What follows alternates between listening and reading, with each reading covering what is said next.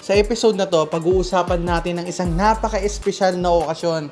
Ang ika-50th anniversary ng PBA. At syempre, hindi rin natin palalagpasin yung maaksyon at mainit na nagaganap na PBA Commissioner's Cup. Tama ka dyan, A-Rob, no? Yung Philippine Basketball Association nga, ang isa sa pinakamatandang liga sa Asia. So, nagsimula nga ito noong 1975, no? So, itong celebration na to, it will be starting sa, kailan na nga?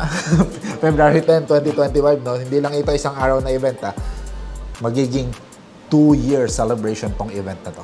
Ayan, tama Sir Libet, at para markahan yung milestone na ito, naglunsad ang liga ng bagong logo para ipakita yung pagyakap sa modernong panahon at the same time yung pag-aalala sa kasaysayan ng laro. Pero isa sa pinakamalaking highlights ng anibersaryong ito is yung pagdagdag ng 10 bagong pangalan sa PBA 50 Greatest Player.